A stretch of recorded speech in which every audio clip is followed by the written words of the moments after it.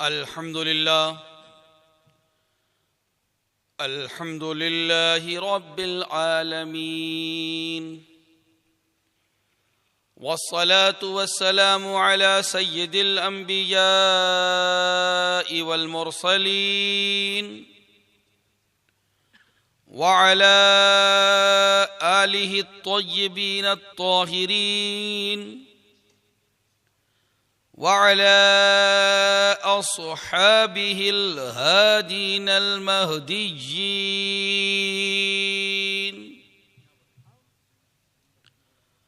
वअलैना मअहुम अजमईन अम्मा बाद फ़अऊज़ु बिल्लाहि मिनश शैतानिर रजीम बिस्मिल्लाहिर रहमानिर रहीम फकुलू मिम्मा ज़ुकिरस्मुल्लाहि अलैहि सदक़ल्लाहुल मौलानाल अज़ीम व सदक़न नबियुल मतीनुल अमीनुल करीम व नहनु अला ज़ालिका लमिनश शाहिदीन व शाकिरीन वल्हम्दुलिल्लाहि रब्बिल आलमीन। मुअज़्ज़ज़ मुकर्रम हाज़िरीन किराम, पहले पूरे खुलूस और इंतहाई लगन, पूरी मोहब्बत के साथ दिल को हाजिर करते हुए अपने आका की बारगाह में मिलजुल कर हदिये दुरूद व सलाम पेश करें। बावाज़े बुलंद पढ़ें अल्लाहुम्मा सल्लि अला सय्यदिना व मौलाना मुहम्मदिन व आलिहि व अस्हाबिहि व बारिक व सल्लिम सलातन व सलामन अलैका या रसूल अल्लाह, सलातन व सलामन अलैका या हबीब अल्लाह व अला आलिका व अस्हाबिका या शफीअना यौमल जज़ा। मुअज़्ज़ज़ हज़रात, सरकारे गौसे आज़म गौसे समदानी मुहियुद्दीन शेख अब्दुल कादिर जीलानी पीरे पीरा मीरे मीरा कुतुब लासानी सारे वलियों के सरदार, उनकी अज़ीमुश्शान ज़ात से मंसूब आज का ये जलसा जिसमें इतने मुअज़्ज़ज़ उलमा और फिर उस पर हम सब की किस्मत दोबाला के हुजूर मुहद्दिस कबीर की आमद होने वाली है। सरकारे गौसियत माब रदी अल्लाह ताला अन्हु की बारगाह के अजीमुशान गुलामों में से जिन गुलामों ने अपनी गर्दनें झुका दी और ये अर्ज किया कि ये आंखें हैं, ये सर हैं, ये दिल है, ये जिगर है, जहां चाहो रखो कदम गौसे आजम,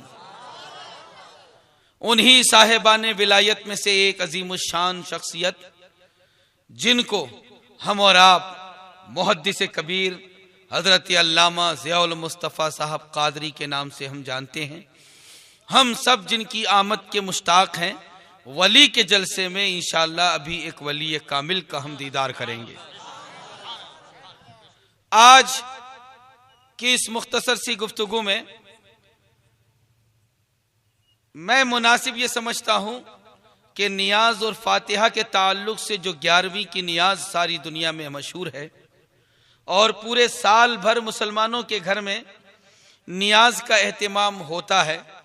कुछ लोग तो वो हैं कि जो साल भर में एक मर्तबा 11वीं के महीने में 11 तारीख को नियाज करते हैं।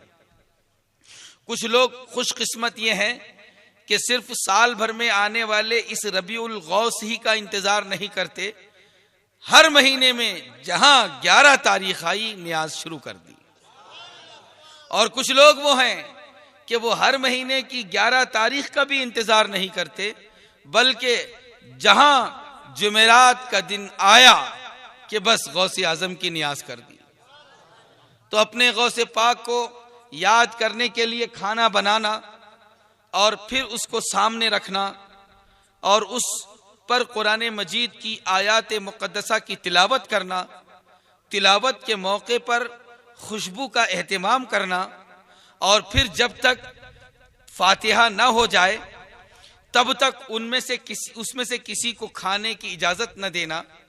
जब फातिहा हो जाए तब ही उसमें से खाने की इजाजत देना और जब फातिहा हो चुके तो उस खाने को तबर्रुक की नियत से खाना और ये नियत रखना कि इसके अंदर बरकत है।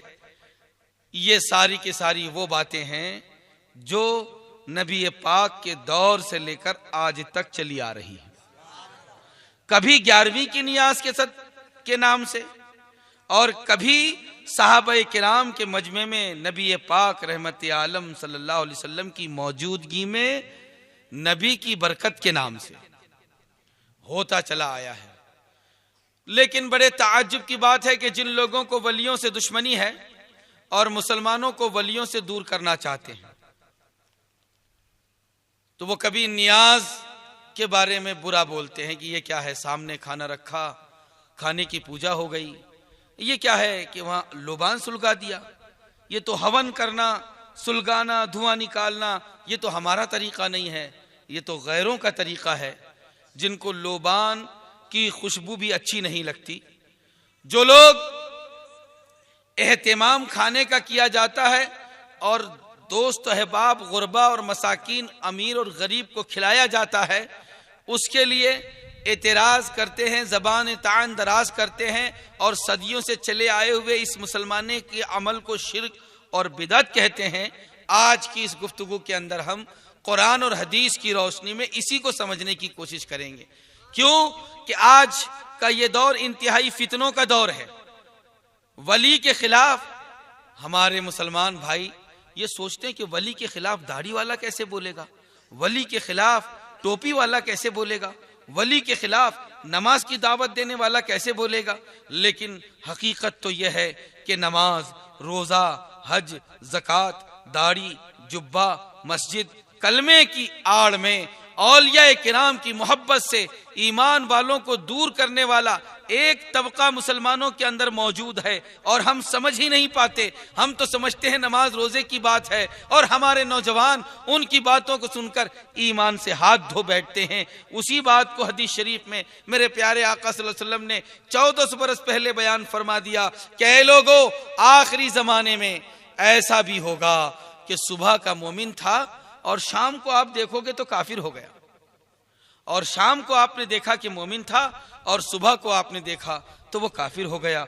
बड़े दंग रह जाने वाली बात है कि कौन अपने कुफ्र का ऐलान करेगा, कौन ये कहेगा कि मैं मुसलमानों से निकल गया हूं, मैं खारिज इस्लाम हो गया हूं, मैं कुफ्र वालों के साथ चला गया हूं, मैं बुतों के साथ चला गया हूं, मैं हिंदुओं के साथ चला गया हूं, ये कौन कहेगा। फिर इस हदीस का क्या मतलब है कि सुबह का मोमिन है, शाम का काफिर है, शाम का मोमिन है, सुबह का काफिर है। इसका यही मतलब है कि वो नजर तो आएगा ईमान वाला, दावा तो करेगा ईमान का, लेकिन कभी नबी की शान में तौहीन करके काफिर हो जाएगा, और कभी ऐसा होगा कि अल्लाह रब्बुल इज्जत की जात व सिफात पे हमला करके काफिर हो जाएगा, और कभी औलिया किराम की शान में गुस्ताखी करेगा और गुमराह हो जाएगा। सुबह का मोमिन शाम को काफिर, शाम का मोमिन सुबह को काफिर। ऐसे दौर से मुसलमानों को अल्लाह की पनाह मांगनी चाहिए और ये दुआ करना चाहिए कि ऐ मालिक मौला, ऐसे फितनों के दौर में हमारा ईमान महफूज फरमा दे, क्योंकि ईमान सबसे बड़ी दौलत है, ईमान से बढ़कर कोई दौलत नहीं है। कोई खुले तौर पर आकर दुनिया के सारे मुसलमानों में से किसी को चैलेंज करके ईसाई नहीं बना सकता, यहूदी नहीं बना सकता, मुशरिक नहीं बना सकता। अब शैतान ने एक तरीका दूसरा इख्तियार कर लिया है कि इन खुले मजहबों से, इस्लाम के खिलाफ आने वाले इन खुले मजहबों की तरफ न दावत देते हुए इस्लाम का नाम लेकर आते हैं और फिर औलिया किराम की गुस्ताखी करके हमें दीन से, हमारे अवाम को, हमारे लोगों को दीन से दूर कर दिया करते हैं। ऐसे ही लोगों ने आज के इस दौर में औलिया की मोहब्बत से हम सबको दूर करने के लिए ये तरीका और ये हरबा इख्तियार किया। फातिहा करते हो, खाना सामने रखते हो, खुशबू लगाते हो, लोबान सुलगाते हो।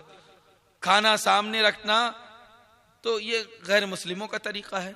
हवन करते हैं गैर मुस्लिम, आग के अंदर कुछ डालकर जलाते हैं, तुम भी लोबान डालकर जलाते हो। वो लोग सामने रखकर करते हैं, तुम भी सामने रखकर करते हो। ये तो सब गैर मुस्लिमों वाली बात हो गई। आओ सच्चे इस्लाम की हम दावत दे रहे हैं, ये वो दावा कर रहे हैं।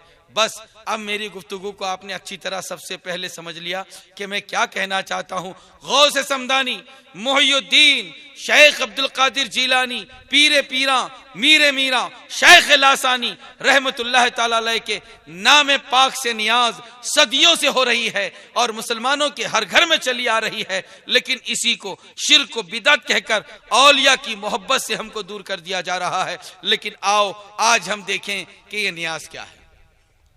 तो इस सिलसिले में सबसे पहले मैं अर्ज करूं कि हजरत शाह वलीउल्लाह रहमतुल्लाह ताला अलैह इन्होंने एक किताब लिखी है। उस किताब के अंदर इस मसले को बहुत अच्छी तरह समझाया।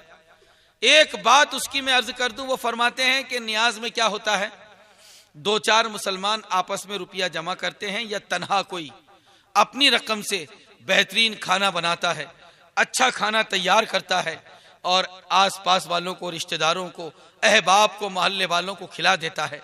इसी का नाम तो नियाज है। वो ये फरमाते हैं कि खाना पकाना और लोगों को खिला देना ये इतनी नेकी का काम है, इतनी नेकी का काम है कि दुनिया के किसी मजहब ने इसको बुरा नहीं समझा। ये इतना अच्छा काम है कि हर मजहब वाला पका हुआ खाना खिलाना अच्छा समझता है और फिर दूसरों को खिलाने में ईमान वालों को खुशी होना चाहिए। इसी की एक शक्ल है कि मेहमान जब घर में आते हैं तो बरकत लाते हैं। मेहमान जब घर में आता है तो अल्लाह के रसूल सल्लल्लाहु अलैहि वसल्लम ने फरमाया कि मेहमान अगर आता है घर में तो अपने दिल को छोटा मत करो, इसलिए कि मेहमान अगर आया है तो अल्लाह ने हो सकता है कि उसकी वजह से तुम्हें रिज़्क़ अता किया है। हजरत इब्राहीम अलैहिस्सलातु वस्सलाम का यह तरीका था कि जब भी खाना खाने बैठते तो अकेले नहीं बैठते थे।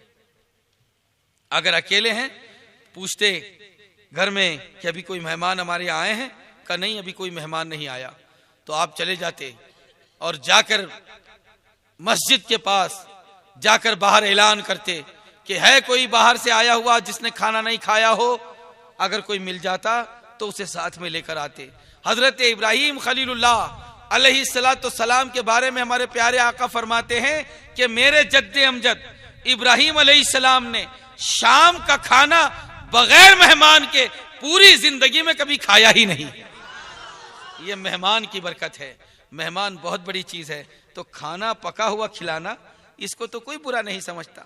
नियाज में यही तो होता है कि खाना हम बनाते हैं तो कोई पड़ोस वालों को, कोई मोहल्ले वालों को खिलाता है और कुछ तो खुशकिस्मत वो हैं कि जो बड़ी नियाज बनाते हैं और सिर्फ मोहल्ले को नहीं पूरे शहर को खुली दावत दे देते हैं और सारे लोग उस खाने से मुस्तफीज होते हैं। पका हुआ खाना खिलाना तो बहुत बड़ी बात है। हमारे आका सैयद आलम सल्लल्लाहु ताला अलैहि वसल्लम को खाना दूसरों को ऐसा खिलाना पका हुआ बड़ा पसंद था। और औरतों के अंदर भी ये बात होनी चाहिए कि जब मेहमान कभी आ जाए तो दिल को छोटा ना करें। मेहमान को खाना खिलाने में जिस खातून का दिल खुश होता है, यकीन जानो उस खातून के घर में कभी अनाज की कमी नहीं होती है, कभी सब्जियों की कमी नहीं होती है। जिसके दिल में मेहमान को खिलाने से मोहब्बत पैदा होती है, मेहमान को खिलाने के लिए जिसका दिल बड़ा है, ए बंदे, रब की निदा होती है, ए बंदे तू बंदा होकर अपना दिल बड़ा करता है और मेरे बंदों को खाना खिलाता है। मैं तो रहमान हूं, मैं तो रहीम हूं। जब तूने बंदा होकर मेरे बंदों पर रहम किया है, मैं तुझ पर जरूर रहम फरमाऊं। अल्लाह की तरफ से रहम होता है, अल्लाह की तरफ से करम होता है। तो ये खाना पका हुआ खिलाना कोई बुरी बात नहीं, ये तो बड़ी प्यारी बात है, ये बड़ी अच्छी बात है। और इतनी अच्छी बात है कि दुनिया की कोई कौम, दुनिया का कोई मुल्क, दुनिया का कोई इंसान, दुनिया का कोई मजहब ये नहीं कहता कि पका हुआ खाना किसी को मत खिला और खाना नहीं खिलाना चाहिए किसी को, कोई नहीं कहता। बड़े ताज्जुब की बात है, बहुत ताज्जुब की बात है कि नियाज में ये पका हुआ खाना जब हम खिलाते हैं दूसरों को, पैसा हमारा खर्च होता है और दिल दूसरों का जलता है। ताज्जुब की बात है कि जिस चीज को सहाबा ने, अंबिया ने, ताबेईन ने, असलाफ किराम में से किसी ने भी बुरा नहीं समझा, उसको आज बुरा समझा जा रहा है कि पका हुआ खाना पका। नियाज में यही तो होता है कि खाना पकाते हैं और तकसीम करते हैं। ये नियाज बड़ी बरकत वाली चीज है। तो जब आप ये समझा देंगे कि हाँ ठीक है साहब, पका हुआ खाना जो है वो खिलाना कोई बुरी बात नहीं है, तो वो धीरे से फिर सर खुजाएगा।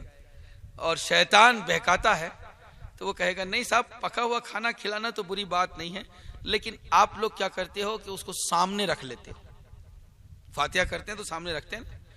बहुत खुशकिस्मत हैं वो लोग कि जब भी फातिहा का मौका आता है तो जहां फातिहा होने वाली है उस जगह को साफ सुथरा करते हैं, और इसी बहाने मुसलमानों के घर पाक साफ हो जाते हैं, उस जगह को साफ सुथरा करते हैं। और हर मुसलमान का घर जो है ऐसा होना चाहिए कि घर में कोई जगह, घर का कोई कोना ऐसा होना चाहिए कि जो इतना पाक साफ सुथरा हमेशा रहे कि कभी भी वहां नमाज पढ़ सके, कभी भी वहां जिक्र कर सके।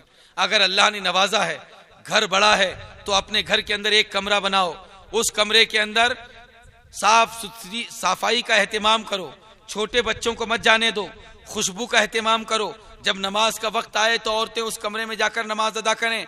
अगर किसी खुशकिस्मत को किसी अल्लाह वाले का कुछ तबर्रुक मिल गया, किसी मज़ार मुक़द्दस की चादर मिल गई, सरकार का मुँह मुबारक मिल गया, किसी वली कामिल का मुँह मुबारक मिल गया, और कुछ भी तबर्रुक मिला, तो उस कमरे में एहतियात के साथ में अलग रख दो। जो कमरा नमाज का कमरा होता है, हर घर में अगर ऐसा हो जाए तो यकीन जानो नमाज की भी अहमियत बढ़ जाएगी और घर की बरकतें भी दोबाला हो जाएंगी।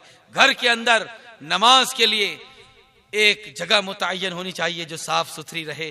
बहरहाल अल्लाह के जिक्र के लिए, कुरान की तिलावत के लिए, अल्लाह के वली के जिक्र के लिए औरतों ने अपने घर में कोई कोना साफ सुथरा कर लिया, वहां पर जानमाज बिछा दी, खाना लाकर तैयार रख दिया। अब सामने बैठने की बात आई, ये अकीदे खराब करने वाले लोग कहेंगे सामने रख लिया, ये तो पूजा हो गई, सामने रखने से पूजा हो गई। लेकिन मुसलमानों, सुन्नी मुसलमानों, ये सिर्फ शैतान का बहकावा है। सामने रख लेने से ही पूजा नहीं हो जाती। मुसलमान कभी भी अल्लाह के अलावा किसी की कभी इबादत नहीं करता। हम सिर्फ वहदहू ला शरीक की इबादत करते हैं। हाँ, एहतराम करते हैं, हाँ ताजीम करते हैं, हाँ इज्जत करते हैं, क्योंकि हमें अल्लाह ने इज्जत करने का हुक्म दिया है। माँ की का एहतराम करने का हुक्म दिया, बाप का एहतराम करने का हुक्म दिया, हमें असातिज़ा के एहतराम का हुक्म हदीस पाक में दिया गया, एहसान करने वाले का एहतराम करने का हुक्म हमें दिया गया। तो ये सारे एहतराम अल्लाह और उसके रसूल ने हमको सिखाए हैं। इसलिए हम एक वली कामिल की नियाज और फातिहा एहतराम के साथ, ताजीम के साथ, एहतमाम के साथ में करते हैं। जगह को साफ किया और खाने को सामने रखा। हम खाना क्यों सामने रखते हैं?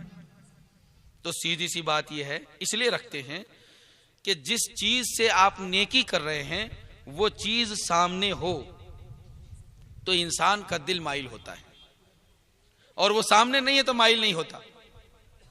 उसकी मिसाल मैं आपको बताऊं कि हुक्म यह आया है कि कुर्बानी करो, साहिब निसाब पर कुर्बानी वाजिब है, अगर नहीं करेगा तो गुनहगार हो जाएगा। तो साहिब निसाब को कुर्बानी करना वाजिब है। इसी के साथ हुक्म यह आया है कि जिस पर कुर्बानी है वो अपनी कुर्बानी के मौके पर वहां हाजिर रहे। हजरत अबू मूसा अशारी रदी अल्लाह ताला अन्हु का यह मामला था कि वो अपनी बेटियों की तरफ से कुर्बानी करते थे। तो दो बेटियां थी उनकी जो बड़ी थी और दो बेटियां थी जो छोटी थी। तो हजरत अबू मूसा अशरी बड़ी बेटियों की तरफ से भी कुर्बानी करते थे और छोटी बेटियों की तरफ से भी कुर्बानी फरमाते थे, और अपनी बेटियों को कहते थे कि ऐ मेरी बेटियों, अब तुम्हारी कुर्बानी का मौका आ गया है, आओ अपनी कुर्बानी के मौके पर अपने जानवर के सामने हाजिर हो जाओ। क्यों? कि नबी का यही हुक्म है कि जिसकी तरफ से कुर्बानी है वो अपनी कुर्बानी में हाजिर हो जाए। कुर्बानी कहीं पे भी होगी तो कुर्बानी हो जाएगी। मैं नागपुर में हूं, मेरी तरफ से कुर्बानी निजामाबाद में हो जाए, आप निजामाबाद में हैं, आपकी तरफ से कुर्बानी नागपुर में हो जाए, कुर्बानी तो हो जाएगी। लेकिन अफजल क्या है? बेहतर यह है कि जहां कुर्बानी हो रही है वहां पर मौजूद रहे। और जब कुर्बानी के मौके पर हाजिर रहना नबी का हुक्म है, सहाबा की सुन्नत है, और सहाबा का अपनी बेटियों को हुक्म है कि तुम कुर्बानी के मौके पर हाजिर रहा करो, तो क्यों इसकी बात सामने मौजूद रहो? इसलिए मौजूद रहो कि जिस भी कुर्बानी हो रही, जिस जिसकी तरफ से कुर्बानी हो रही है वो कुर्बानी के मौके पर सामने मौजूद रहेगा तो उसका दिल हाजिर हो जाएगा, और जब दिल हाजिर होगा तो खुलूस पैदा होगा, और खुलूस पैदा होगा तो अल्लाह कुर्बानी को कबूल फरमा लेगा। खाना सामने इसीलिए रखते हैं कि उस खाने के सामने रहने की वजह से इखलास पैदा होता है और दिल माइल होता है, तवज्जो होती है। मुझे ये बताइए कि बंदा अगर यहाँ अल्लाह को याद करे तो क्या अल्लाह ताला नहीं सुनता? सुनता है। और काबे में जाकर याद करे हम शरीफ में तो वहां भी अल्लाह ताला सुनता है, लेकिन हज वहीं होगा, यहां नहीं होगा। फिर क्या जरूरत है कि काबे के सामने जाओ तभी हज होगा? इंडिया में हज नहीं हो सकता, दुनिया के किसी कोने में हज नहीं हो सकता, खूबसूरत से खूबसूरत तरीन दुनिया का कोई शहर हो तो वहां हज नहीं हो सकता, बड़े से बड़े वली कामिल का मजार कहीं पर हो तो वहां हज नहीं हो सकता। हज होगा तो हरम शरीफ ही में होगा, काबे ही में हज होगा। क्या जरूरत है काबे में जाने की? और क्यों हरम शरीफ में बुलाया गया है? इसलिए बुलाया गया है कि ये काबा अल्लाह का घर है। तू काबे के सामने हाजिर रहेगा तो तेरा दिल रब की बारगाह में ज्यादा हाजिर रहेगा, और जहां मुकम्मल दिल हाजिर होगा तेरा रब तो तेरे रब से बहुत ज्यादा बढ़ जाएगा। इसीलिए सामने रखने का हुक्म आया है कि जब न्याज का मौका आए तो खाने को सामने रख लो। क्यों रखते हैं? इसलिए रखते हैं कि खाना अगर सामने है, इसी से न्याज की जा रही है, इसी से इसाले सवाब किया जा रहा है, इसी से हम बुजुर्गान दीन की बारगाहों में तोहफा और हदिया और नजराना पेश कर रहे हैं। तो जब इसी से हम पेश कर रहे हैं और अल्लाह का कलाम पढ़ रहे हैं, अल्लाह की इबादत की नीयत से पढ़ रहे हैं और इन चीज़ों की वजह से पढ़ रहे हैं, तो इससे हमारा दिल हाजिर हो जाएगा।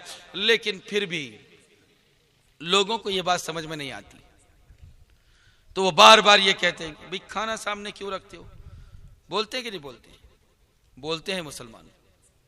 आजकल बड़े ताज्जुब की बात है, भोले भाले सुन्नी मुसलमानों को हम समझाते हैं, उलमा अहले सुन्नत समझाते हैं, बात समझ में नहीं आती और भोले भाले उनकी बातों में आ जाते हैं।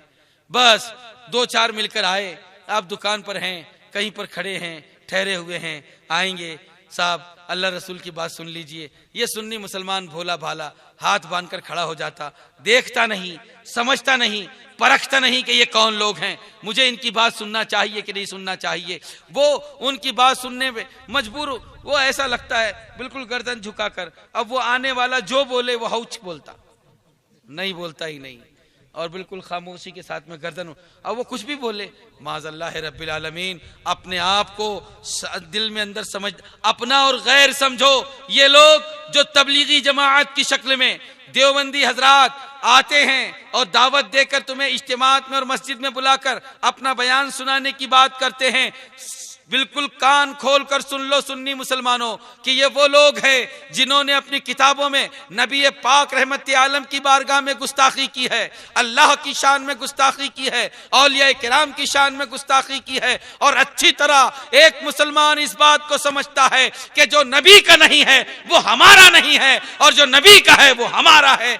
इसलिए उसी की बात सुनो जो प्यारे आका सल्लल्लाहु अलैहि वसल्लम का वफादार है। हम किसी गद्दार की बात नहीं सुनते। ये आकर यही बोलते हैं, यही समझाते हैं। जब मैं तकरीर करके जाऊंगा तो कल आपको ये बोलेंगे कि नहीं साहब, हम तो सिर्फ नमाज रोजे की बात करते हैं, कभी जमात में चल के देखो, कहाँ हमने बोला कि नियाज मत करो, कहाँ हमने बोला कि फातिहा मत करो, हम तो बोलते ही नहीं ये बात। ये झूठ है, ये फरेब है, उनके फरेब में मत आना। इसलिए कि एक आदमी जब तबलीगी जमात में चला जाता है, 40 दिन का चिल्ला करने के बाद जब वापस आता है तो वो आदमी नियाज की बात आए तो मुंह बिगाड़ने लगता है और घर वालों को कहता है कि ये क्या मचा रखा है, फातिहा करने की क्या जरूरत, खाना सामने रखने की क्या जरूरत, ये तो पूजा हो जाती है, और ये क्या हवन कर लिया और लोबान सुलगा लिया। इन सब चीजों से तुम्हें रोकना वो चाहता है। पता ये चला कि तबलीगी जमात में ले जाने के बाद वो सीधे सीधे नमाज रोजे की बात नहीं करते हैं। 40 दिनों ही के अंदर वो आदमी वहां से वापस आने के बाद नियाज से भी रोकता है, फातिहा से भी रोकता है, खड़े रहकर सलाम पढ़ने से भी रोकता है, नबी पाक के नाम पाक पर अंगूठे चूमने से भी वो रोकता है, वो खड़े रहकर दुरूद व सलाम पढ़ने से भी रोकता है। ये कैसे रोकता है? उसे कैसे मालूम हुआ कि ये चीजें नहीं करनी चाहिए? वहां सिखाया गया, वहां बताया गया, वहां पढ़ाया गया। अब ये बात झूठ हो गई कि हम कुछ नहीं बोलते। बोलते हैं कि नहीं बोलते हैं? हम कुछ नहीं बोलते साहब, आ जाओ हमारे साथ, हम तो झगड़े वाले नहीं हैं, हम तो फसाद वाले नहीं हैं। कसम अल्लाह रब्बुल इज्जत की, मुसलमानों अच्छी तरह सुन लो, ये हक है और उलमा पर ये जरूरी होता है कि फितने के मौके पर हक को जाहिर कर दें, अल्लाह और रसूल के अहकाम को बयान फरमा दें। यही लोग जब तुम्हारा ईमान गारत करने के लिए तुम्हें अपने साथ लेकर जाते हैं तो इब्तिदा में कुछ नहीं बोलते, लेकिन एक दिन वो आता है कि वो धीरे से कहेगा या रसूलुल्लाह कहोगे तो शिर्क हो जाएगा और शिर्क हमेशा जहन्नम में ले जाता है, कभी उसकी बख्शिश नहीं। मतलब ये हुआ कि या रसूलुल्लाह कहने वाले हमेशा जहन्नम में रहेंगे। ताज्जुब की बात है कि हजरत साहबा किराम ने या रसूलुल्लाह कहा, सरकार ने पर्दा फरमा लिया, तब भी साहबा ने कहा, ताबेईन ने कहा, तबे ताबेईन ने कहा, अइम्मा मुज्तहिदीन ने कहा, उलमाए कामिलीन ने कहा, असलाफे किराम ने या रसूलुल्लाह कहा, लेकिन इसके बावजूद या रसूलुल्लाह कहा तुमने तो शिर्क हो गया। ये तालीम देते हैं वही लोग, उसी के साथ साथ अब ये भी तालीम देते हैं। इसी के साथ जब नियाज का मौका आया तो सीधे सीधे खाना सामने नहीं रखना चाहिए, बस सामने रखा तो शिर्क हो गया, सामने रखा तो बिदअत हो गई। तो उनसे पूछिए कि आप हज करने जाते हो? वो लोग भी हज का दावा करते हैं, वो लोग भी सफर करते हैं, यात्रा करते हैं, और अल्हम्दुलिल्लाह सुन्नी मुसलमान भी हज के लिए जाता है। काबे का तवाफ करते हो तो कहेगा हाँ। तवाफ के बाद में 2 रकात नमाज वाजिबुत तवाफ अदा करते हो तो कहेगा हाँ। और जब करते हो तो वाजिबुत तवाफ कहां अदा करते हो? का मौका मिले तो मकाम इब्राहिम के पास, नहीं तो जहां हरम शरीफ में मौका मिले अदा कर लेते। का मकाम इब्राहिम के पास नमाज अदा करते हो कैसे? कि सामने मकाम इब्राहिम है और खड़े हो गए, नमाज अदा कर रहे हैं और उधर सामने काबा है। कुरान शरीफ फरमाता है वत्तखिज़ू मिन मकाम इब्राहिम मुसल्ला, मकाम इब्राहिम के पास नमाज अदा करो। कुरान के हुक्म के मुताबिक नमाज ऐसे पढ़ते हैं, नमाज में क़ियाम भी है, नमाज में रुकू भी है, नमाज में सजदा भी है, नमाज में अत्तहियात है, अत्तहियात के बाद दुरूद इब्राहिमी है, दुरूद इब्राहिमी के बाद दुआ है। ये सब चीजें नमाज के अंदर मौजूद है। तो नमाज अदा करो कहां? मकाम इब्राहिम के पास। और मकाम इब्राहिम क्या है? एक पत्थर है, काबे के सहन में रखा है, जिसमें हजरत इब्राहिम अलैहिस्सलाम के कदमों के निशान मौजूद हैं। अल्लाह ने हुक्म दे दिया कि नमाज पढ़ोगे मेरे लिए, क़ियाम करोगे मेरे लिए, रुकू करोगे मेरे लिए, सजदा करोगे मेरे लिए, लेकिन इस पत्थर के सामने खड़े हो जाओ। पत्थर तुम्हारे सामने रहेगा, सजदा खुदा का होगा, पत्थर तुम्हारे सामने रहेगा, क़ियाम खुदा के लिए होगा, रुकू खुदा के लिए होगा। मकाम इब्राहिम के पास नमाज अदा करने का हुक्म देकर अल्लाह ने बता दिया कि ईमान वाले के सामने चाहे जो चीज आ जाए वो हमेशा सजदा खुदा ही को करता है, इबादत खुदा ही की करता है। और ताज्जुब की बात तो ये कि हिंदुस्तान में रहकर खूब चिल्लाए, यहां सामने आ गया तो शिर्क हो गया, सामने आ गया तो शिर्क हो गया, सामने आ गया तो शिर्क हो गया। और कमाल की बात देखो कि अल्लाह की तरफ से हुक्म दे दिया कि मकाम इब्राहिम के पास नमाज अदा करो, सामने आ जाओ, रुकू भी करो, सजदा भी करो, क़ियाम भी करो, सब कर लो। यही हिंदुस्तान में यहां रहकर सीधे साधे भोले लोगों को बेवकूफ बनाकर कहता है कि सामने मत रखो शिर्क हो जाता, सामने मत रखो बिदअत हो जाती। अल्लाह ने उसी को अपने घर में बुलाया, काबे के सहन में बुलाया, और खाने के सामने नहीं पत्थर के सामने खड़ा कर दिया। यह बता दिया कि सुन, तेरी तौहीद उसी वक्त पुख्ता होगी कि मेरे हुक्म से खड़ा हो जा। मैं कहूं पत्थर के सामने तो वहां खड़ा हो जा, काबे के सामने तो वहां खड़ा हो जा। इसी में रब की इबादत है और यही तौहीद है। तौहीद वही मुकम्मल होती है जहां रब ताला के हुक्म पर अमल किया। तो यहां पता चला कि सामने होने से इबादत नहीं होती, पूजा सामने नहीं रखना, सामने नहीं रखना। तो कुर्बानी जो हम और आप करते हैं, ये कुर्बानी होती है, ये हम भी कुर्बानी करते हैं और वो लोग भी जानवरों की जान लेते हैं। कुर्बानी तो होती है अल्हम्दुलिल्लाह हमारे यहाँ, और ये जितने भी हैं ये लोग भी बकरीद के मौके पर जानवरों की जानें लेते हैं। इनसे पूछिए कि ये कुर्बानी जो है ये क्या करते हो? का इबादत की नीयत से। अगर वाकई सिर्फ गोश्त हासिल करने की नीयत हो तो 8 अफराद की फैमिली, और वो 20 किलो का 25 किलो का बकरा क्यों ज़िबा करेगा? 8 अफराद की फैमिली है, 1 किलो 2 किलो गोश्त जाएगा, मार्केट से लाकर खाएगा। गोश्त हासिल करने की नीयत नहीं है, बल्कि अल्लाह के हुक्म पर अमल करने की नीयत है। रसूलुल्लाह का फरमान है कि अय्याम कुर्बानी में अल्लाह को कुर्बानी, अल्लाह के नाम पर जानवर का खून बहाने से बढ़कर कोई नेकी पसंद नहीं है। तो इबादत की नीयत से जानवर ज़िबा करते हैं, और जिस जानवर से के जरिए हम अल्लाह की इबादत कर रहे हैं, कुर्बानी में उस जानवर को सामने रखते हैं।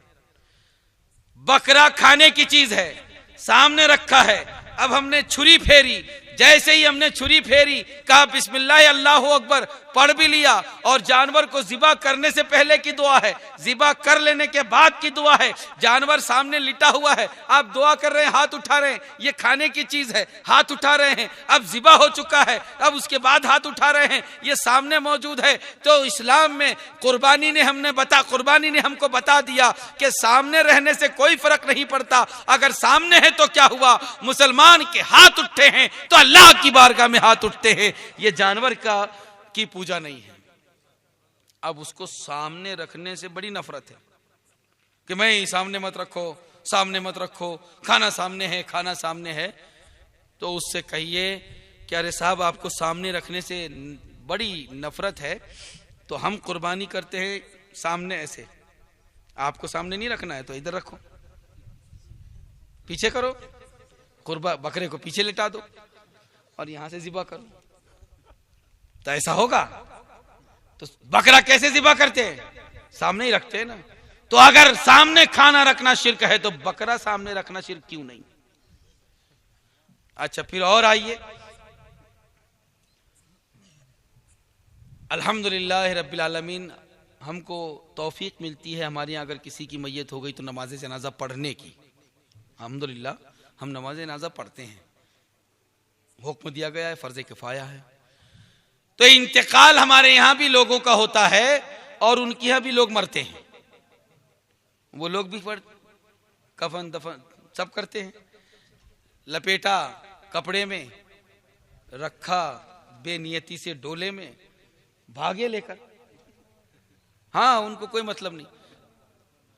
हमारे यहाँ नागपुर शहर में जो मोमिनपुरा का कब्रिस्तान है, आसपास चारों तरफ आबादी है, लोगों के घर ऊंचे ऊंचे हैं, लोगों के घर की खिड़कियों से कब्रिस्तान नजर आता है। तो वो लोग बताते हैं कि कब्रिस्तान के अंदर कौन सी मैयत आई है और कौन लोग हैं, हमको आसानी से समझ में आ जाता है। तो हमने कहा कैसे पहचानते हो भाई, क्या बात है, आपकी निगाहों में विलायत आ गई कि किसका जनाजा है, कौन है? कहा कि जो लोग जल्दी जल्दी बरगे लगाकर जल्दी जल्दी मिट्टी डालते हैं, कब्र के ऊपर फूल नहीं डाले, और उसके बाद पहले तो कुछ पढ़ते नहीं थे, मिट्टी डाली और भागे। अब जब सुन्नियों ने कब्र पर पढ़ने की फजीलत बयान कर दी, हदीस शरीफ याद दिला दी, तो उन लोगों का कहना है, भाई मैं अपनी बात नहीं बोल रहा हूँ, नागपुर शहर में मोमिनपुरा कब्रिस्तान के चारों तरफ आबादी है, लोगों के मकान ऊंचे हैं। लोग कहते हैं कि हम कैसे पहचानते हैं, जब पढ़ा जाता है कुरान कब्र पर, तो जिनके हाथ अदब से ऐसे बंधे हुए हैं, हम समझ जाते हैं कि सुन्नी है, और जो पीछे हाथ बांधकर खड़े हो जाते हैं, समझ जाते हैं कि ये वहाबी है। बेअदब बदनसीब, बाअदब बानसीब। तो मरते उनके यहां पर भी हैं। हाँ, मरते हैं, मर गए मरदूद, हाँ, कभी याद नहीं। और हमारे यहां भी लोगों का इंतकाल होता है, तो अल्हम्दुलिल्लाह कितने खुश नसीब हैं हम कि इंतकाल हुआ, सूरह यासीन चालू हो गई। फिर उसके बाद नमाज जनाजा हुई, तो नमाज जनाजा के बाद पढ़ी और भगे। और हमारे यहाँ क्या है, नमाज जनाजा के बाद फिर दुआ भी होती है। फिर उसके बाद दफन किया तो वहां दुआ, फिर उसके बाद जो है घर पर आए तो वहां दुआ, दूसरे दिन दुआ, तीसरे दिन दुआ, 10वें दिन दुआ, 40वें दिन दुआ, बरसी हुई तो दुआ। और फिर यही दुआ नहीं, बल्कि रब का कैसा हम पर करम है कि सारी दुनिया के अंदर करोड़ा करोड़ लोग रोजाना फातिहा करते हैं। तो जो जो फातिहा करता है तो उससे पूछ लीजिए, फातिहा वाले हम लोग हैं कि नहीं हैं? हम भी सुन्नी मुसलमान हैं, फातिहा वाले हैं हम। खाली इतना ही कह दीजिए, अगर कोई आए कि भाई क्या बात है, कहा हम फातिहा वाले, भाई इधर नहीं आना। और इससे भी नहीं माने तो सीधा कह देना हम आला हजरत वाले हैं। बस जब आला हजरत का नाम ले दिया तो बात ही खत्म। जब मुनाफिक सताए तुम्हें नाम अहमद रजा लीजिए, आला हजरत का नाम ले लीजिए। अल्लाह ने उनके नाम में ऐसी बरकत रखी है कि सारे बदअकीदों से इंसान दूर हो जाता है, बदअकीदे उससे दूर हो जाते हैं। बहरहाल मैं अर्ज कर रहा था कि नमाज जनाजा हमारे यहाँ भी होती है और वो लोग भी पढ़ लेते हैं, पढ़ते हैं कि नहीं पढ़ते हैं। तो उनसे पूछिए कि सामने नहीं रखना तो क्या करना। इंतकाल हो गया, जनाजा सामने है, इमाम खड़ा है, जनाजा सामने है, पीछे मुक्तदी खड़े हैं, और यहां हमने खाने पर सिर्फ हाथ उठाया था और यहां तो पूरा नमाज का नाम है, बगैर रुकू और सजदे की नमाज, जिसमें रुका नहीं सजदा नहीं, वो नमाज कौन सी नमाज है?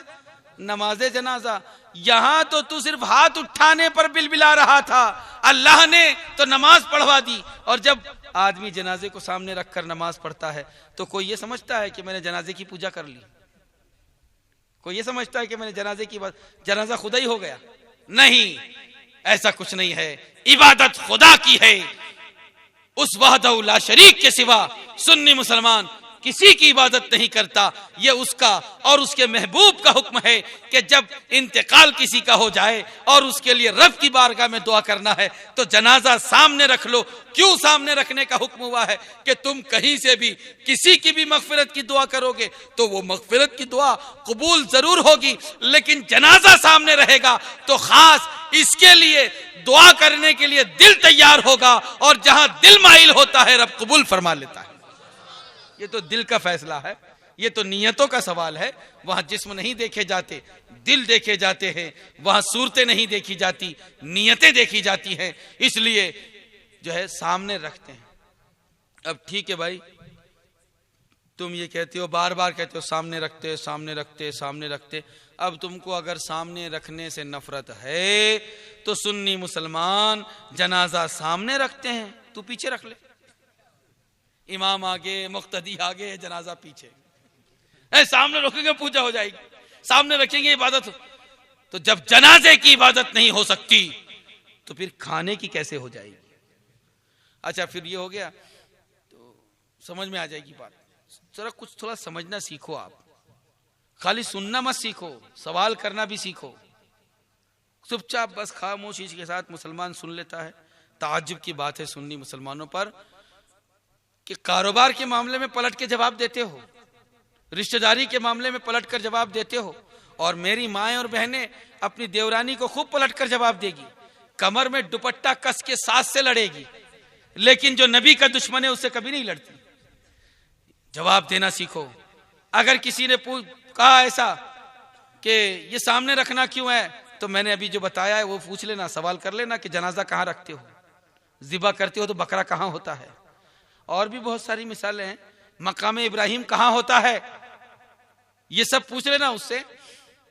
इसके अलावा आप खुद अपनी मर्जी से बहुत सारी बातें इस्लाम के अंदर ऐसी हैं कि रब की इबादत होती है और इन चीज़ों को सामने रखा जाता है, सामने रखने का हुक्म दिया जाता है ताकि खुलूस पैदा हो जाए, ताकि दिल माइल हो जाए। हम खुशनसीब हैं। सरकार गौसे आजम की नियाज अभी होगी ना, सबके घरों में होगी इंशाअल्लाह, होगी कि नहीं होगी? और सब नियाज करेंगे इंशाअल्लाह। और हम देखते थे हमारे बचपन में कि हर शहर में, हर गांव में घर की औरतें हर जुमेरात को कुछ न कुछ फातिहा करती थी। हम लोग बच्चे थे तो मुझे अच्छी तरह याद है कि वो शक्कर के शीरनी के छोटे छोटे टुकड़े बने हुए होते हैं, उसको हमारे इलाके में शीरनी कहा जाता है। शीरनी यानी मिठास, मीठी चीज। तो 5 पैसे की शीरनी मिलती थी, इतनी कि हम लोगों के जेब भर जाते थे। कभी कभी 2 पुड़िया में देते थे शीरनी वाले, कभी देते थे 1 पुड़िया में। घर के औरतें, आसपास की पड़ोस की औरतें, हम बच्चे छोटे, हम लोगों से मंगवाते थे वो कि जरा बेटा मेरे यहाँ भी कोई नहीं है, ये ला कर दे। और जुमेरात को हर घर के अंदर भले ही 5 पैसे की शीरनी पर हो, फातिहा जरूर होती थी। आप ये मत समझो इतना खाना होगा तभी फातिहा होगी, बल्कि मैं तो ये अर्ज करता हूं कि अगर किसी के पास कोई खाने की चीज मुहैया ना हो तो वो वैसे ही मुसल्ला बिछा ले और वैसे ही अल्लाह का कलाम पढ़ ले और वैसे ही हाथ उठाकर दुआ कर ले कि मौला इसका सवाब हम गौसे आजम की रूह तैयबा को नजर करते हैं। तो अच्छी तरह सुन लो, गौसे पाक की बारगाह वो बारगाह है कि जहां पर इन चीजों की तादाद नहीं देखी जाती, मालदारी नहीं देखी जाती, वहां तो दिल देखे जाते हैं। जिसका दिल जितना पाक होगा वो गौसे आजम का उतने करीब हो। तो जो छोटा हो या ज्यादा, बड़ा हो या छोटा, कम हो या ज्यादा, हमें सरकार गौसियत माप की बारगाह में इसाले सवाब के लिए करना चाहिए। तो जरा उनसे सवाल करना भी सीखो। अब जब आप कहेंगे कि नहीं साहब सामने रखना कोई बुरी बात नहीं है और साबित भी कर देंगे, तो वो एक तीसरी बात लाएगा, क्योंकि जिसको नहीं मानना है वो नहीं मानता है। जिसको नहीं मानना है वो हमेशा जो है कुछ ना कुछ शैतान के बहकावे में आकर बात लाएगा। नहीं साहब आप क्या है वहां लोबान सुलगा देते हो, लोबान लगा देते हो, इसलिए वो बिदत हो गया। धीरे से लोबान सुलगा देते, लोबान, ये लोबान बहुत बुरा लग रहा है उसको। लेकिन मैं आप आज को बताऊं, बुखारी शरीफ की हदीस है, बुखारी शरीफ की हदीस है कि अल्लाह के रसूल सल्लल्लाहु ताला अलैहि वसल्लम खुद लोबान में कभी कस्तूरी मिलाते थे, लोबान में कभी काफूर मिलाते थे और खुद भी धुनी लेते थे और अपने घर को भी धुनी दिया करते थे। और सरकार रहमत आलम ने फरमाया, यह हदीस तो बुखारी में नहीं है लेकिन इब्ने माजा और दूसरी किताबों में मौजूद है। अल्लाह के रसूल सल्लल्लाहु अलैहि वसल्लम ने फरमाया, ऐ लोगों अपने बच्चों को और अपने घर को लोबान की धुनी दो, ये तुम्हारे बच्चों के लिए सेहत की जमानत है और अखलाक और किरदार को बेहतर करने के लिए जरिया है तुम्हारे लिए। तो लोबान की धुनी तो नबी की सुन्नत है, तो हम तो वैसे ही सुन्नत अदा नहीं कर पाते हैं। कम से कम 11वीं के बहाने तो घर में नबी की सुन्नत अदा हो गई। हाँ, अगरबत्ती का मसला जो है वो ये है कि अगरबत्ती सिर्फ खुशबू है, अगरबत्ती खुशबू के लिए हम लगाते हैं, सिर्फ इतनी नियत रहे तो ठीक है। लोबान में भी कोई चीज जलती है और खुशबू निकलती है, अगरबत्ती में भी कोई चीज जलती है और खुशबू निकलती है। फातिहा में अगरबत्ती लगाएंगे तो ही फातिहा होगी, नहीं लगाएंगे तो नहीं होगी, ऐसा नहीं है मसला। खुशबू होनी चाहिए, लोबान से हो कि फूलों से हो कि इत्र से हो कि अगरबत्ती से हो, खुशबू है तो बहुत अच्छी बात। और अगर लोबान है तो सोने पर सुहागा के नबी की सुन्नत अदा हो जा रही है। रोजाना शाम को सुन्नी मुसलमानों एक बेहतरीन आपको नुस्खा बताता हूं। मेरी माएँ बहनें, मेरी बेटियां अगर यहाँ पर होंगी, जिन लोगों को बहुत ज्यादा शिकायत रहती है, इसने कर दिया होगा, उसने कर दिया होगा, ऐसा हो गया होगा, इसने कर दिया, उसने कर दिया, कभी इस तावीज़ वाले के पास, कभी उस तावीज़ वाले के पास, कभी इससे शिकायत, कभी उससे शिकायत, जरा सी कोई बात आई, सर में भी दर्द हुआ, सर में भी दर्द हुआ, तो बोलती नहीं वो फला ने कर दिया है। अरे सर में दर्द हुआ तो टेबलेट लेकर आओ, टेबलेट खा लो, सर दर्द दुरुस्त हो जाएगा। मेरे बच्चे को तो 2-4 बार जुकाम हो गया, 3-4 बार दवा लेकर आ गई, अभी तक जुकाम दुरुस्त नहीं हुआ, किसी ने कुछ कर दिया है। अगर किसी को ज्यादा शुभा ऐसा होता हो तो एक बेहतरीन नुस्खा मैं बताता हूं, आप इसको अपना लीजिए। और ये आला हजरत इमाम अहले सुन्नत का दिया हुआ है और तमाम सुन्नी मुसलमानों को इजाजत है इसकी, तमाम सुन्नी मुसलमानों को इसकी इजाजत है। इसके लिए किसी पीर साहब से इजाजत लेने की जरूरत नहीं। सूरह फातिहा सबको याद होती है और अच्छे ढंग से इसे याद कर लीजिए। 11 बार दुरूद शरीफ और 41 मरतबा सूरह फातिहा और फिर 11 मरतबा दुरूद शरीफ पढ़ लीजिए। लोबान पर दम कर लीजिए, उस लोबान को घर में रख लीजिए। रोजाना जैसे ही अस्र का वक्त होता है, अस्र के बाद और मगरिब की अजान के थोड़ी देर पहले अपने घर को, बच्चों को घर में बुला लीजिए।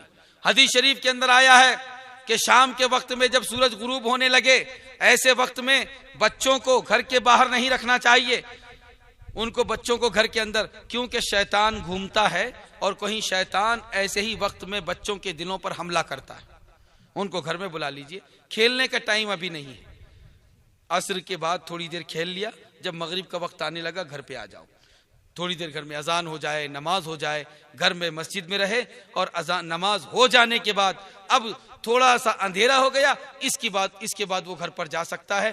क्यों कि इसी मौके पर फरिश्तों की ड्यूटी भी बदलती है और शैतान भी गश्त करता है। तो ये मगरिब की अजान से थोड़ी देर पहले और मगरिब की नमाज के थोड़ी देर बाद ये जो वक्त होता है, बस इसी वक्त में तुम अपने अपने घरों में एक लोबान थोड़ी सी लोबान के ऊपर सूरह फातिहा 41 मरतबा पढ़ो। अव्वल 11 मरतबा दुरूद, आखिर में 11 मरतबा दुरूद, और कुरान शरीफ पढ़ो तो ढंग से पढ़ो। किसी आलिम, किसी कारी के पास अपना मखरज दुरुस्त कर लो और ढंग से पढ़ो। जल्दी जल्दी कुछ भी बिल्कुल 41 बार पढ़ना, 41। अगर किसी का दिल माइल नहीं हो रहा है तो गलत पढ़ने से अच्छा है कि वो ना पढ़े, किसी हाफिज साहब से पढ़ा ले, किसी मौलाना साहब से पढ़वा ले। हाँ, दिल जमाई के साथ 11 मरतबा दुरूद, 41 मरतबा सूरह फातिहा, फिर 11 मरतबा दुरूद शरीफ पढ़ लीजिए। लोबान पर दम कर लीजिए, लोबान को घर में रख लीजिए, और रोजाना मगरिब से कुछ पहले अपने घर में लोबान की धुनी दे लीजिए। तो नबी पाक की सुन्नत पर अमल होगा कि बच्चों को लोबान की धुनी दो, बच्चों को घर में बुला लिया। ये एक और सुन्नत पर अमल हो रहा है कि सरकार ने फरमाया मगरिब के वक्त बच्चों को घर में बुला लो। एक उस सुन्नत पर अमल हुआ, एक लोबान की सुन्नत पर अमल हुआ, और तीसरा फायदा यह हुआ कि सूरह फातिहा की बरकतें मिली। इमाम अहले सुन्नत आला हजरत अजीमुल बरकत रहमतुल्लाह ताला अलैह फरमाते हैं कि ये अमल रोजाना अगर किसी के घर में होगा तो बेफजलिल्लाह रब्बिल आलमीन उस घर के किसी भी फर्द को कभी नजरे बद नहीं होगी, कभी हसद नहीं होगा, कभी कोई जादू, कभी कोई टोना उस घर वालों पर काम नहीं करेगा। और इसी के साथ इससे बढ़कर खुशखबरी यह है कि जिस घर में रोजाना यह अमल होगा, अल्लाह उस घर को बदअकीदों के साए से भी महफूज रखे। सरकार गौसे समदानी मुहियुद्दीन अब्दुल कादिर जीलानी रहमतुल्लाह ताला अलैह की नियाज और फातिहा के वक्त में हम नियाज करते हैं तो उसको बुरा लगता है, ये लोबान जला लेते हो। तो बात समझ में आ गई कि लोबान क्या चीज है। लोबान तो नबी की सुन्नत है, और लोबान जलाना, उसकी धुनी लेना प्यारे आका के हुक्म के मुताबिक है। हम वैसे ही अगर इस सुन्नत पर अमल नहीं कर रहे हैं तो कम से कम फातिहा के मौके पर तो इस पर अमल हो जाता है, और सुन्नी मुसलमान कम से कम इस सुन्नत को जिंदा किए हुए हैं। दूसरे लोग तो इस सुन्नत को, और एक इलाका तो ऐसा है कि वहां सुन्नी मुसलमानों को ये चंबूड़े बोलते हैं, उद्दानी, मुसलमानों को सुन्नियों को बोलते हैं उद्दानी आ गई। हाँ, वो हंसते हुए जो है हमारा नाम रखा है उद्दानी। तो मैंने पूछा कि साहब ठीक है, हमारा नाम आपने उद्दानी रख दिया, तो हमारे सुन्नियों ने क्या बुरा किया कि अपने यहाँ के इस्तिंजा खाने को देवबंद कह दिया? उन्होंने क्या बुरा किया? अगर तुमने उद्दानी कहा तो हमको बुरा नहीं लगता है। क्यों कि उद्दानी वो चीज है जिससे खुशबू निकलती है, मोहब्बत की खुशबू, इश्क की खुशबू, नबी पाक के प्यार की खुशबू, औलिया की मोहब्बत की खुशबू निकलती है।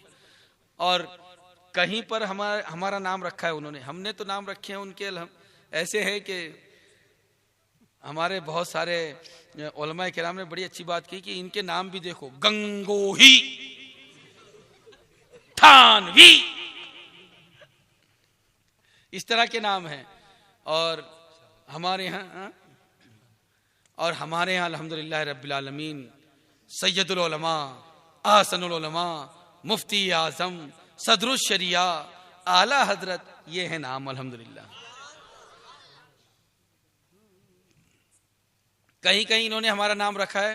मैं छोटा था बचपन में, तो एक जगह मैयत में हम लोग गए हमारे वालिद साहब के साथ, तो वहाँ एक जो है उन्हीं के रिश्तेदारों में से एक चंबूड़िया आ गया। हाँ, उस इलाके का बहुत मशहूर, बहुत मालदार था। वो अब्दुल हमीद भाई यहाँ पर तशरीफ फरमा है, वो अच्छी तरह जानते हैं। वो हाजी महमूद उसका नाम था, उसको जो है लोग हाथी हाथी कहा करते थे, थोड़ा मोटा था, तगड़ा था। वो आ गया, तो बहुत दूर से कहीं से रिश्तेदारी हमारी निकलती रही होगी, तो उसने जो है प्यार, ऐसा झूठ मूठ का प्यार करने आ गया, रे मेरा लड्डू आ गया, रे मेरा लड्डू। तो वो सुन्नियों को लड्डू बोलते हैं, हम फातिहा में लड्डू रखते हैं ना, तो सुन्नियों को लड्डू। तो जैसे ही उसने कहा तो मुझे मालूम था कि सुन्नियों को लड्डू बोलते हैं और हंसते हैं, मुझे एहसास था इस बात का।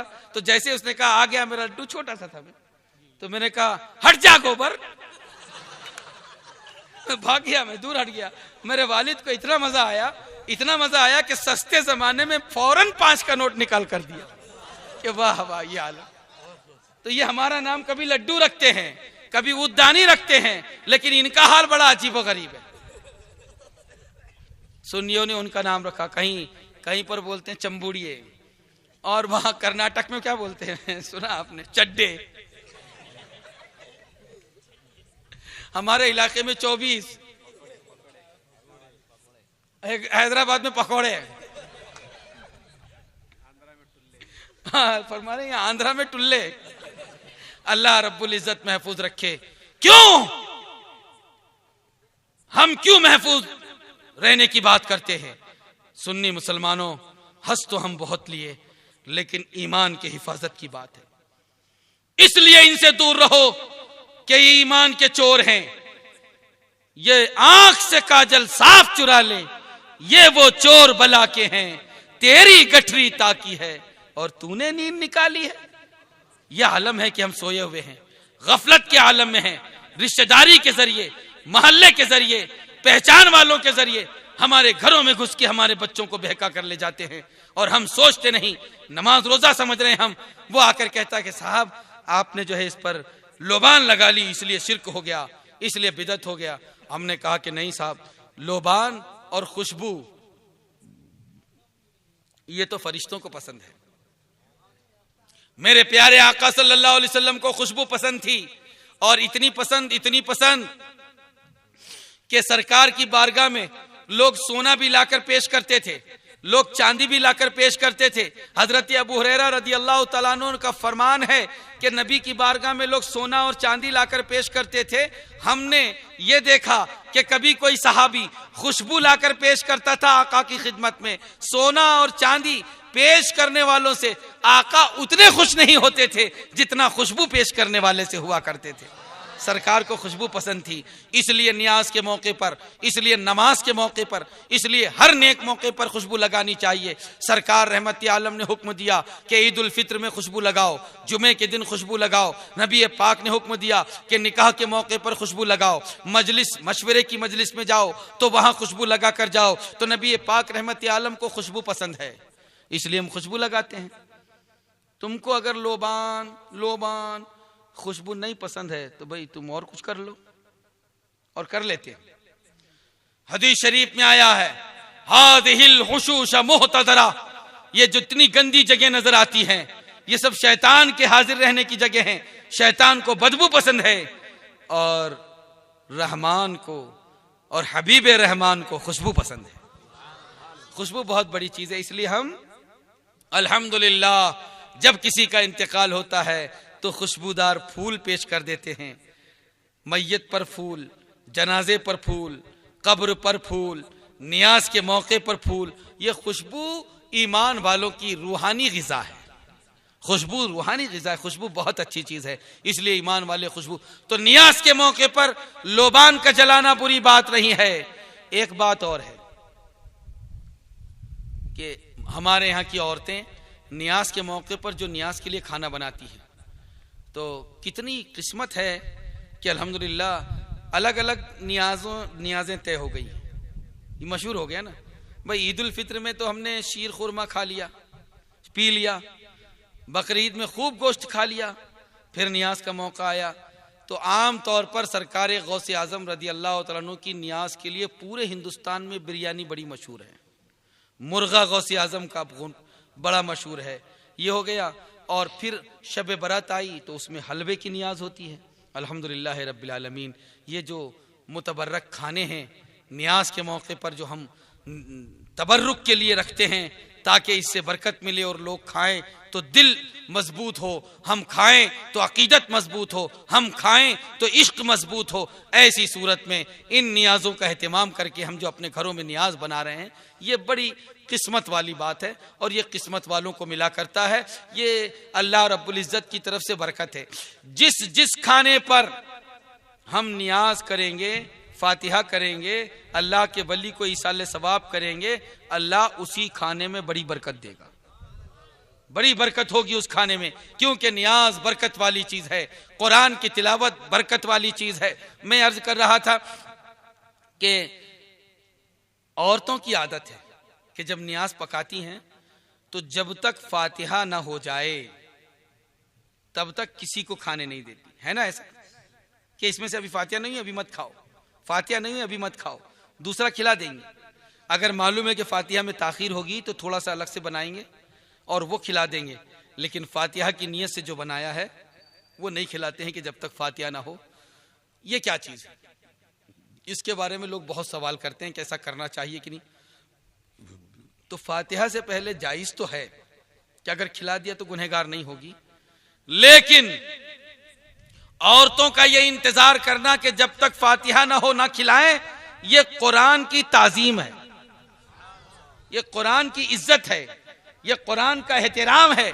और एहतराम कुरान, कुरान की ताजीम कोई बुरी चीज नहीं है। अगर एहतराम कुरान के लिए कोई इंतजार कर ले तो ये अल्लाह को पसंद है, नबी को पसंद है। मैं आओ आपको बताऊं कि माँ बाप के लिए इंतजार करना, माँ बाप के लिए इंतजार करना। मिशकात शरीफ के अंदर एक हदीस है, उसमें यह है कि तुमसे पहले जमाने में बनी इसराइल में 3 अफराद थे। 3 अफराद में से एक शख्स ने अल्लाह की बारगाह में ये दुआ की कि अल्लाह हम मुश्किल और तकलीफ में हैं, ये पत्थर गार में हम पर आ गया है, इसको हटा। तो उसने क्या दुआ की थी कि मौला तू जानता है कि मेरा गुजारा सिर्फ बकरियों के दूध पर होता था, दिन भर में बकरियां चराता था, शाम को बकरियों का दूध दूता था, उसी से बच्चों का पेट भरता था, उसी से बीवी को दूध पिलाता था, वही दूध मैं पीता था और वही दूध मैं अपनी माँ को पिलाता था। एक मर्तबा ये मौका आया कि मैं दूध लेकर आया, मेरी आदत थी कि पहले माँ को पिलाऊंगा, फिर बच्चों को पिलाऊंगा, फिर बीवी को पिलाऊंगा, फिर मैं पीऊंगा। रोजाना इस तरतीब का ख्याल रखता था। माँ के बगैर बच्चों को भी नहीं देता था, माँ के बगैर मैं अपनी बीवी को भी नहीं देता था, माँ के बगैर मैं भी नहीं पीता था। दूध लेकर आया, प्याला भरकर माँ की खिदमत में पहुंचा। जैसे ही माँ के करीब पहुंचा तो माँ को नींद आ गई थी, क्योंकि मुझे आने में ताखीर हो गई थी। तो मैंने सोचा कि बूढ़ी माँ है, बूढ़ों को जल्दी नींद नहीं आती है, अगर जगा दिया मैंने और बाद में नींद नहीं आई तो तकलीफ होगी। इसलिए मैं दूध का प्याला लेकर खड़ा रहा कि माँ की नींद खुलेगी तो प्याला पेश कर दूंगा। अगर मैं अभी चला गया और मैं चले जाऊं और उसके बाद माँ की नींद खुलेगी तो माँ सोचेगी मेरा बेटा सो गया, थक कर आया, सो गया, तो मेरी माँ भूखी सो जाएगी। इसलिए मैं वहां से नहीं अट्ठा। ऐ रब्बुल इज्जत तू जानता है कि मैं माँ के सिरहाने दूध का प्याला लेकर खड़ा था और मेरे बच्चे मेरे पांव पर बिलक रहे थे, दूध मांग रहे थे, भूखे सो गए। सुबह होने लगी, मेरी माँ की नींद खुली, मैंने माँ को प्याला पेश किया। जब मेरी माँ ने दूध पिया उसके बाद मैंने बच्चों को पिलाया, उसके बाद मैंने बीवी को पिलाया, उसके बाद मैं दूध पिया। मैंने जो माँ की खिदमत की है, ऐ मौला अगर तेरी बारगाह में मेरा ये अमल मकबूल है तो ये जो चट्टान हम पर आ चुकी है, हमारी जिंदगी के लाले पड़ चुके हैं, अल्लाह इस चट्टान को हटा दे। अल्लाह के रसूल फरमाते हैं कि अल्लाह ने उसका ये अमल कबूल फरमाया और चट्टान वहां से हट गई। तो मां का इंतजार किया ना, किसका इंतजार किया? मां का इंतजार किया। तो मां का एक मोमिन इंतजार करे तो मुसीबत दूर हो जाए, और जो तिलावत कुरान का इनकार करे उसकी कितनी मुसीबतें दूर होगी। तो इन औरतों ने क्या किया? नहीं, अभी फातिहा नहीं हुई, अभी मत खाओ। क्यों? कि अभी इंतजार कर रही हैं कि कुरान पढ़ा जाएगा फिर तुम इससे खाना। क्यों? कि हमारे हाथ से बना हुआ खाना, हमारी कमाई का खाना, अगरचे हलाल कमाई है, अगरचे खाना हलाल है, लेकिन इसके बावजूद कुरान अगर पढ़ लिया गया और कुरान की रहमतें बरकतें खाने में शामिल हो गई तो दाना दाना बच्चों के लिए बरकत वाला हो जाएगा। इसलिए माएं घर की बच्चों को रोक देती हैं कि अभी ना खाओ। और इसी के साथ एक हदीस शरीफ अर्ज कर दूं तो बात समझ में आ जाएगी। इतनी सब बात मैंने कही तो लोग फिर बार बार फिर ये कहें कि हदीस है कि नहीं है। तो आइए एक हदीस शरीफ सुनाऊं। ये भी हदीस शरीफ इब्ने माजा की है, नहीं हदीस अबू दाऊद की है। अबू दाऊद शरीफ, अबू दाऊद में है हदीस पाक, हजरत उमर रदी अल्लाह तआला अन्हु से मरवी है। हजरत उमर रदी अल्लाह तआला अन्हु कहते हैं कि नबी पाक सल्लल्लाहु अलैहि वसल्लम के साथ में हम एक गज़वे के लिए जा रहे थे। सरकार ने हुक्म दिया कि यहाँ पड़ाव करो, हम लोगों ने पड़ाव कर लिया।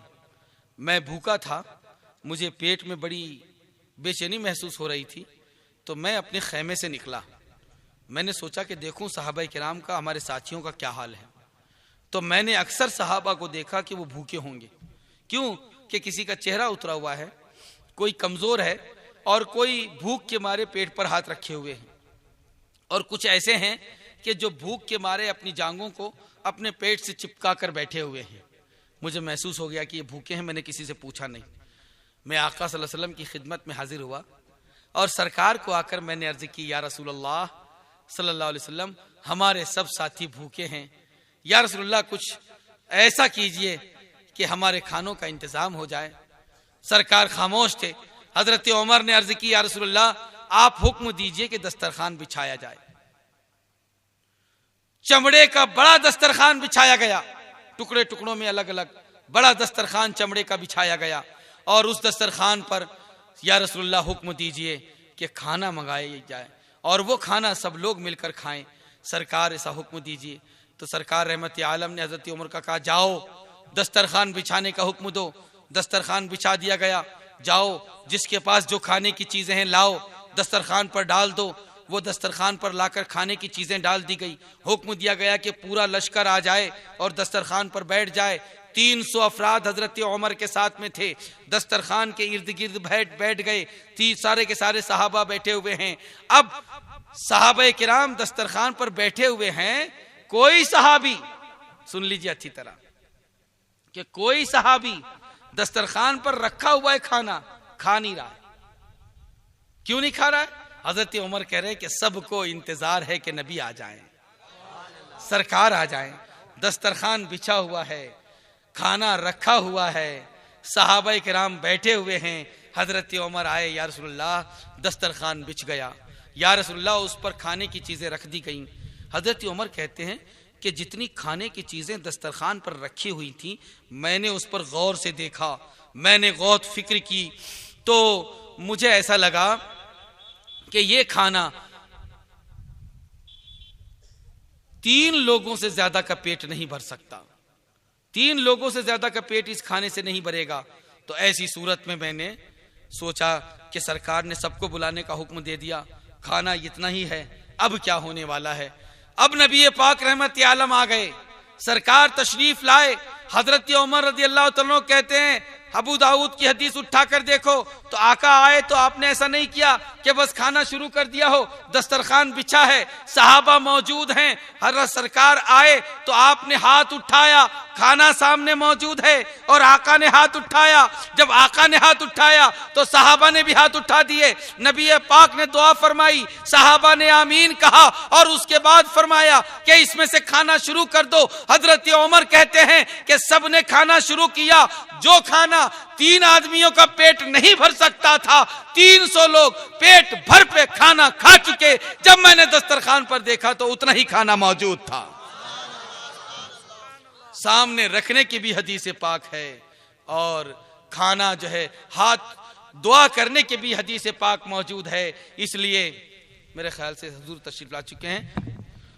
नारे तकबीर, नारे रिसालत, हुजूर मुहद्दिस कबीर, मसलके आला हजरत, बस्ती बस्ती करिया करिया, बस्ती बस्ती करिया करिया, बस्ती बस्ती करिया करिया, हुजूर मुहद्दिस कबीर, हुजूर मुहद्दिस कबीर, हुजूर मुहद्दिस कबीर। नारे तकबीर, नारे रिसालत, नारे रिसालत, सल्लल्लाहु